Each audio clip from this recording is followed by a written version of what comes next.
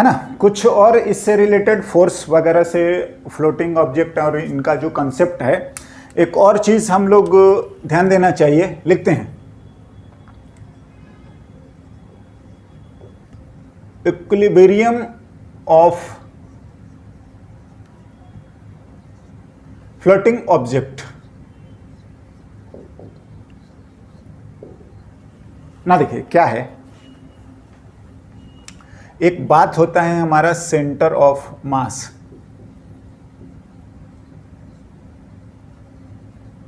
हाँ जी, centre of मास से ऑफ कोर्स आप लोग पढ़े होंगे, और सेंटर ऑफ मास का जो भी डेफिनेशन है हम जानते हैं। क्या,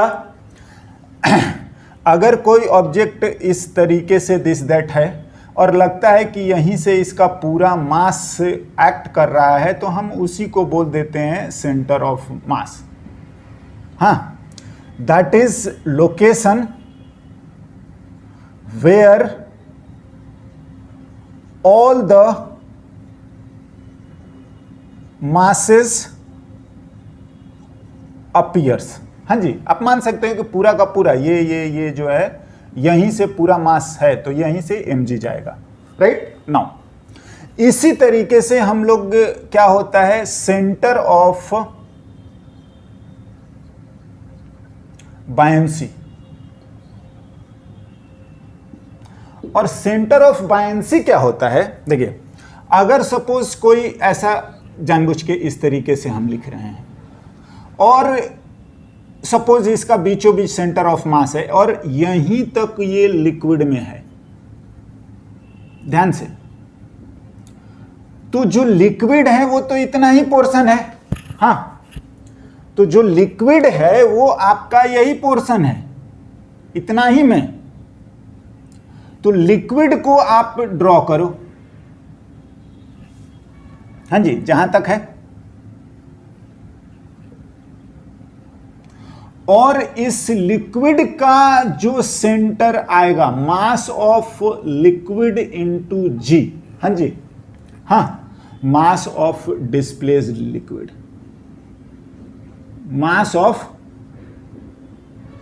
डिस्प्लेस्ड लिक्विड, तो ये लिक्विड का है, तो उसी जगह को हम लोग सेंटर ऑफ बायंसी बोलते हैं, और सॉरी मास नहीं, सेंटर ऑफ बायंसी। तो बायंसी फोर्स तो आपका अपवर्ड लगता है, तो यहां से आपको लगेगा ये बायंसी फोर्स, हाँ जी, और इतना ही होता है buoyancy force, mass of displaced liquid into क्या, जी। बट ऑब्जेक्ट पर जब लगेगा तो वो किधर, वर्टिकली अपवर्ड, दैट इज क्या है,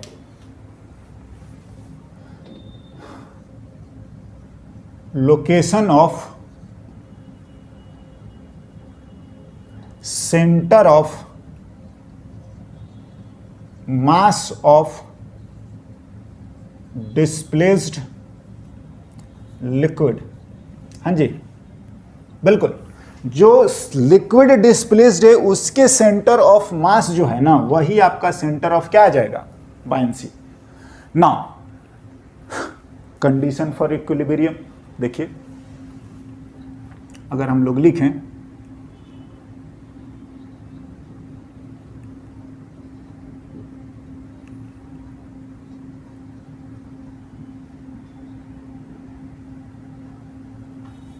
तो देखिए पहला तो ये होता है कि एफ नेट आपका होना चाहिए 0, हाँ जी, बिल्कुल, तो ये पता है ट्रांसलेशनल इक्विलिब्रियम होता है,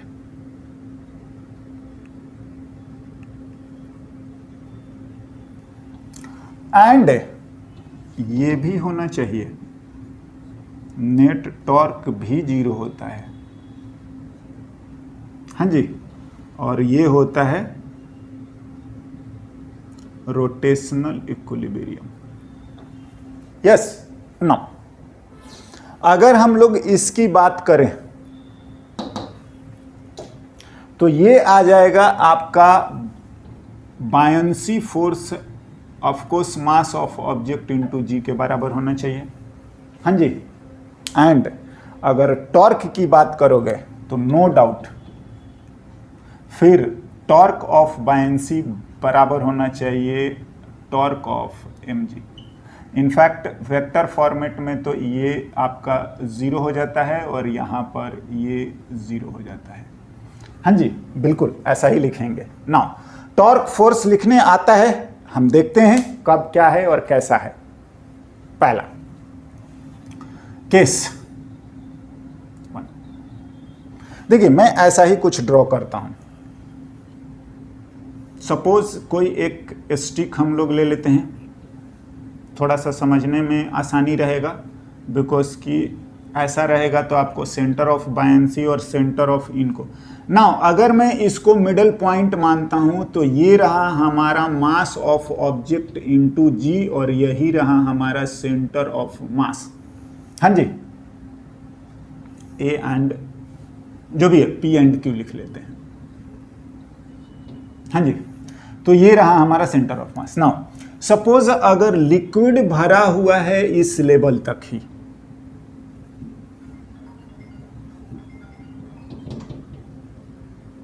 हाँ, देन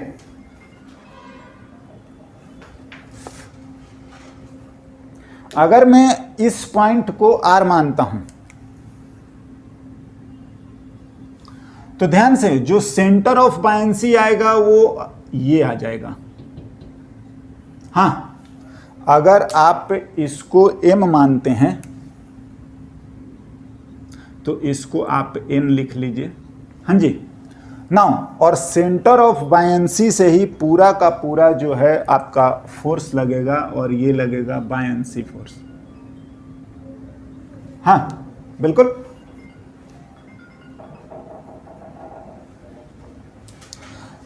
अब थोड़ा सा ध्यान देने वाला बात है क्या, देखिए अगर ये इस पोजीशन में है, हाँ, तो नो डाउट अगर ऐसा लिखिएगा और अगर बाकी कंडीशन मतलब एफ बी और एम नॉट जी बराबर है तो दैट इंप्लाइज कि ट्रांसलेशनल इक्विलिब्रियम है।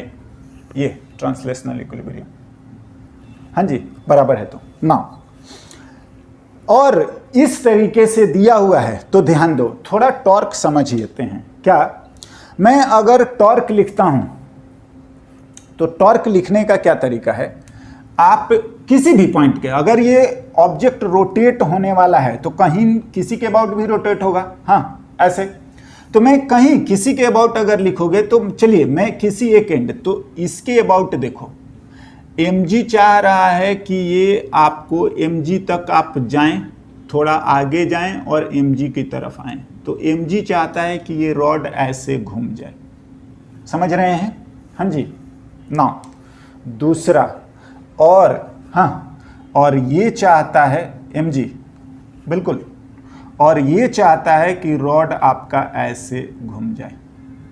हाँ जी, अपनी तरफ, फोर्स की तरफ आप उस जगह पे जाएं और हाँ टुवर्ड्स ये ना, देखिए आर, हाँ, क्रॉस एफ, mg चाहेगा वो इस तरफ घुमाना, तो ये आ गया आपका टॉर्क mg का। हाँ जी, और अगर आप बायंसी फोर्स का टॉर्क लिखेंगे तो ये आ गया आपका टॉर्क जो है वो बायंसी फोर्स का। हाँ, अब देखो बात ऐसा है कि अगर mg का टॉर्क ज़्यादा हुआ तो वो इधर ही ले आएगा। समझ रहे हैं? हाँ जी, और ये इस तरीके से रॉड जो है वो घूम जाएगा। हाँ, एज इन देखिए अगर ये बैलेंस है तो टॉर्क जो होता है वो आपका आएगा फोर्स इनटू आर परपेंडिकुलर, जो भी लिख रहे हैं इतना। तो mg का डिस्टेंस जो है अगर आप देखेंगे तो ये होता है r परपेंडिकुलर। हाँ, और ये बायंसी वाला का कम है, तो फोर्स तो दोनों बराबर हैं, तो टॉर्क mg का ज्यादा होगा और दिस इंप्लाइज टॉर्क mg बड़ा हो गया टॉर्क बायंसी से। हाँ जी, और ये रॉड घूम जाएगा, हम इसको बोलते हैं unstable equilibrium.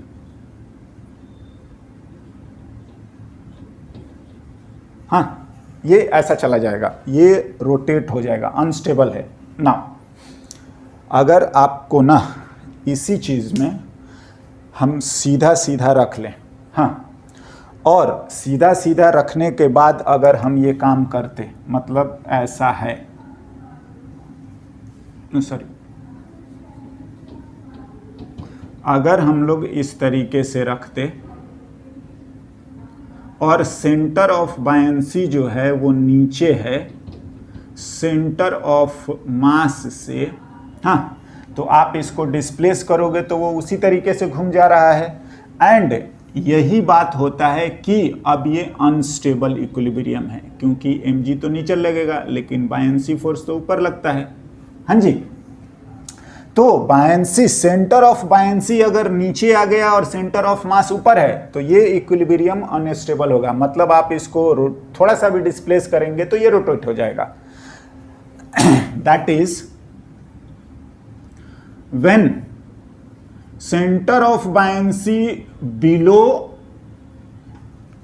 the center of mass, then equilibrium is unstable।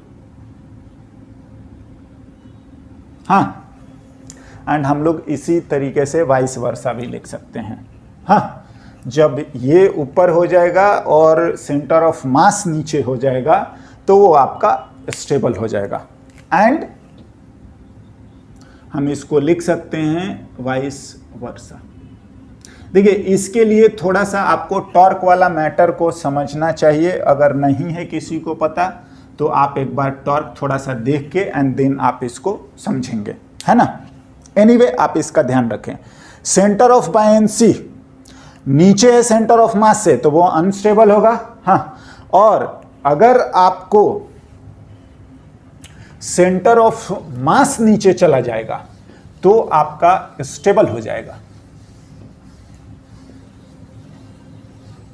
Net movement जो है अभी आपका इधर ही आएगा, टॉर्क नेट। हाँ जी, एंड इसीलिए आपने जिधर डिस्टर्ब करा है आप उधर ही ये जा रहा है, डेल्टा थीटा इधर है, जिधर डिस्टर्ब करा और उधर ही जाने का मतलब अनस्टेबल।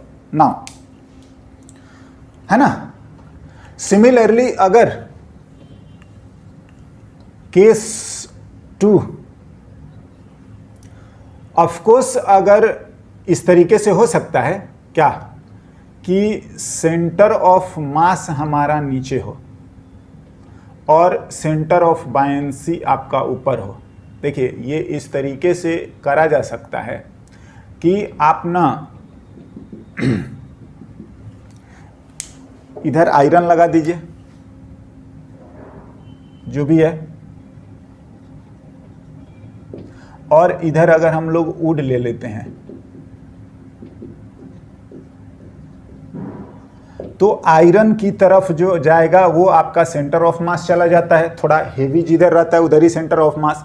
लेकिन जो सेंटर ऑफ बायंसी है वो तो आपका लिक्विड से मतलब है और वो लिक्विड के बीचों बीच रहेगा। हाँ जी, नाउ एंड अगर आप अब इसको डिस्प्लेस्ड करेंगे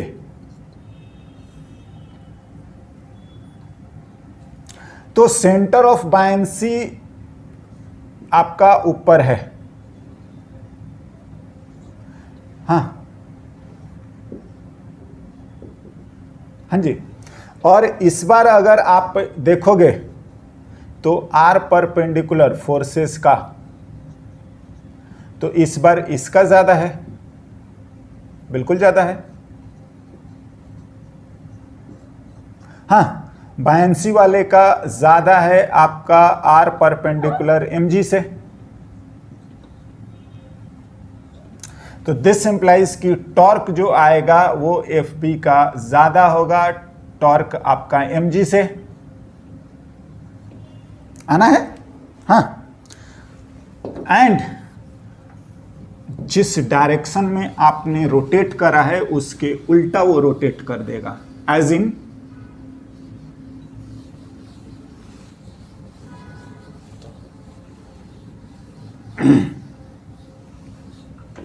हाँ, mg तो चाह रहा है कि इधर रोटेट हो और बायंसी फोर्स चाह रहा है, बिल्कुल ये आपका आर का डायरेक्शन होता है, और उसी से फोर्स की तरफ जाते हैं, टॉर्क ऑफ एफ बी। हाँ, तो अल्टीमेटली हम गए तो इधर हैं डेल्टा थीटा, और टॉर्क नेट हमारा इधर आ रहा है। तो वो ऑपोजिट है और वो इस पोजीशन में आ जाएगा, that is a stable equilibrium.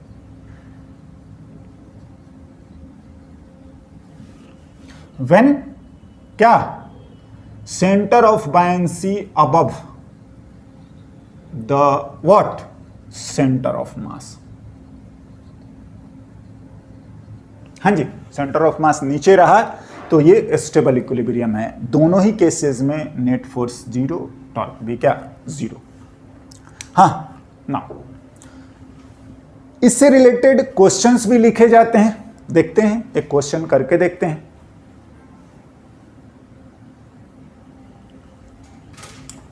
Okay, एक question related to equilibrium, rotational equilibrium in fact.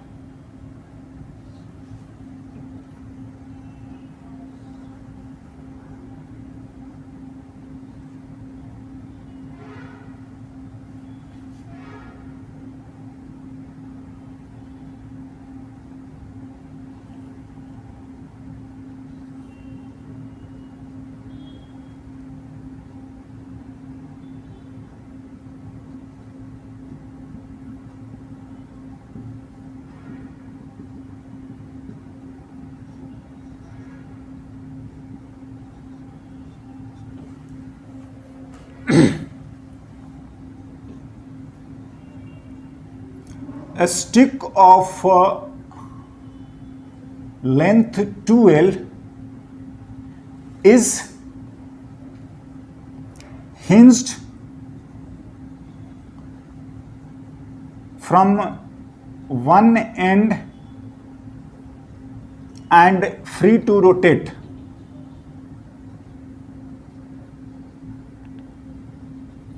as shown in the figure.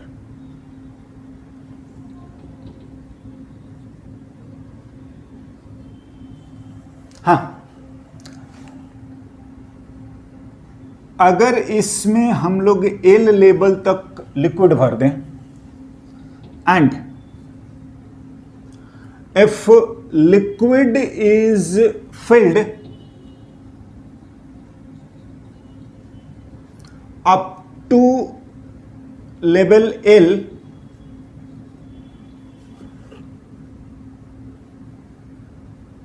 And specific या relative density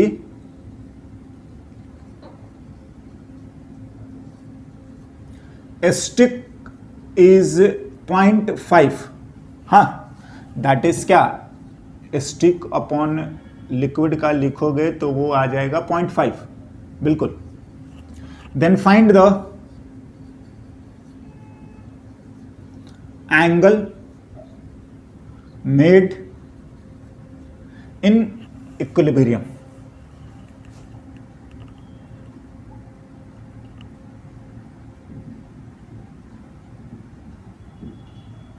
ये कब, ये ऐसे ऐसे अगर छोड़ दोगे तो ये इधर उधर जाता रहेगा। नाउ चलिए, अगर आप इसको हिंज मान रहे हैं, इसको मैं P मान लूं, तो इसका बीचों बीच जो आएगा वो एक तो आएगा आपका वॉटेवर, ये सेंटर ऑफ मास। हाँ जी, ध्यान से, ये H है और सेंटर ऑफ मास को, और ये अगर मैं मान रहा हूं कि ये B है, तो अगर आप सेंटर ऑफ मास को M मान रहे हैं तो मैं H से B वाले को मैं ये सेंटर ऑफ बायंसी, और इसको आप N लिख लीजिए। हाँ जी, ध्यान से देखिए, सॉल्यूशन की बात करी जाए तो centre of mass is at M, which is 2L/2, that is कि H से M जो आएगा वो L आएगा। हाँ जी, मिड पॉइंट ऑफ रॉड। हाँ बिल्कुल। Now centre of buoyancy is at n, और वो आ जाएगा HB/2। हाँ, HB/2, HB का बीचों बीच होना चाहिए n। तो HB अगर हम लिखेंगे तो आप ध्यान दो, क्या यहां से यहां B से एक हो तो आप परपेंडिकुलर ड्रॉप कर लीजिए। चलिए P मैंने क्यों नहीं लिखा है तो क्यों लिख लेता हूं। तो ट्रायंगल अगर अपन HBQ देखेंगे, हाँ जी, तो मेरे को साइन थीटा लिखना चाहिए, और साइन थीटा लिखेंगे तो B से Q अपॉन H से B, हाँ, अरे परपेंडिकुलर अपॉन ये, तो ये तो आपका L है बाई HB। हाँ, तो HB जो आएगा ये आएगा हमारा L/sin थीटा, लिख लीजिए L/2 एंड sin थीटा। हाँ जी, ये हमारा n की लोकेशन है ना। HML हो गया, और HN जो है आपका ये, हाँ जी, HB/2। हाँ, तो ध्यान से यहां से हमारा ग्रेविटेशनल फोर्स सेंटर ऑफ मास से,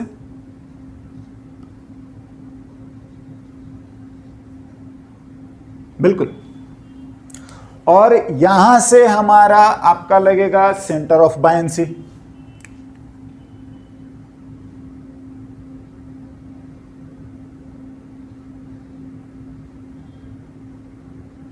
तो इसकी तो परपेंडिकुलर डिस्टेंस ये रहा, और इस वाले का परपेंडिकुलर डिस्टेंस तुम्हारा ये रहा।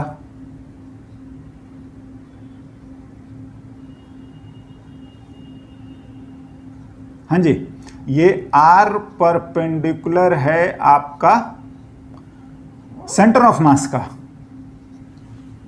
हाँ, और ये R परपेंडिकुलर आपका जो आ रहा है वो है हमारा बायंसी फोर्स का। हाँ जी, ये H से चाहें तो मैं 1 लिख देता हूं, और इस वाले को मैं 2 लिख देता हूं। हाँ जी, ना बिल्कुल। अब देखिए, तो in equilibrium torque of mg बड़ा, या ये ऐसा होना चाहिए बायंसी का, तो ये mg इंटू आर परपेंडिकुलर, और ये fb इंटू आर परपेंडिकुलर। हाँ, mg जो आएगा वो आ जाएगा, mg तो है ही, आर परपेंडिकुलर जो आ जाएगा वो h2 है। हाँ, और यहां से fb इंटू h1 है। हाँ जी, h से 1। नाउ लिखते हैं, सॉल्व करें अगर,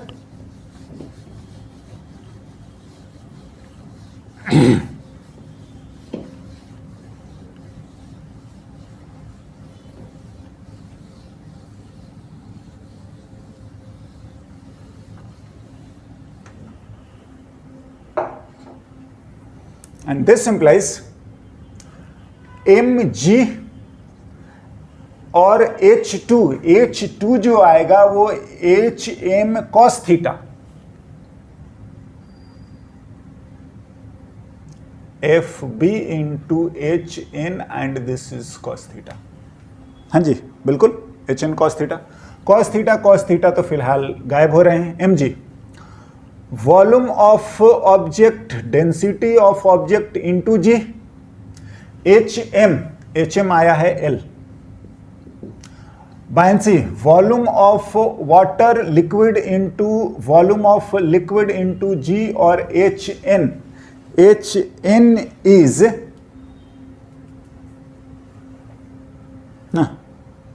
hn L/2 sin theta, L/2 and what sine theta. हाँ, नाउ ध्यान से जब आप बात करोगे तो ये तो नो डाउट जी और जी कैंसिल हो गया। हाँ, density of object, volume of object लिखोगे तो वो आएगा एरिया इंटू इसका length 2L into L। Density of water और ये लिखेंगे तो ये तो आपको आ जाएगा एरिया तो ठीक है, लेकिन HB ही होगा ना, into L/2 and what sine theta.